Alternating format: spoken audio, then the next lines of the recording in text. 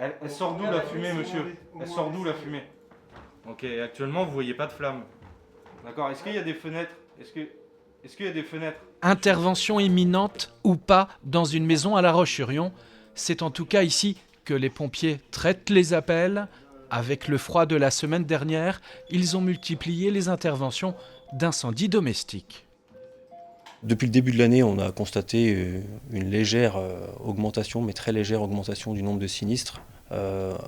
Tous les 2 à 3 jours en Vendée, on a un sinistre feu d'appartement ou feu d'habitation.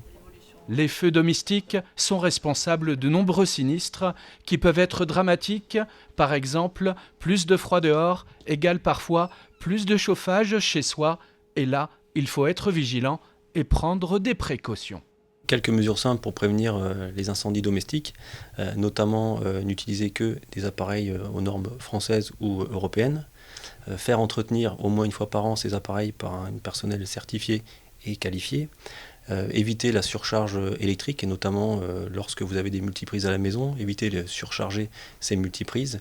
Bien évidemment installer des détecteurs de fumée qui sont obligatoires depuis 2015 et qui sauvent des vies.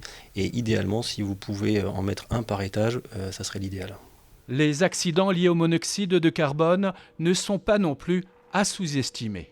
L'intoxication au monoxyde de carbone est, on va dire, une des natures d'intervention qui arrive en cette période hivernale. Cet événement, ce phénomène apparaît lorsque la combustion d'appareils de chauffage est mauvaise et parfois lorsque les appareils ne sont pas entretenus. La difficulté avec ce gaz, c'est qu'il est inodore et incolore, donc les personnes ne peuvent pas, avec leur sens naturel, le détecter. Du coup, pour cela, il est important de ventiler régulièrement son habitation, même pendant les périodes hivernales. De la surveillance et du bon sens, c'est toujours plus de prudence. En cas d'urgence, 2 numéros sont à retenir pour appeler les pompiers, le 18 et le 112. D'accord, bon les pompiers arrivent. Madame, vous êtes en relation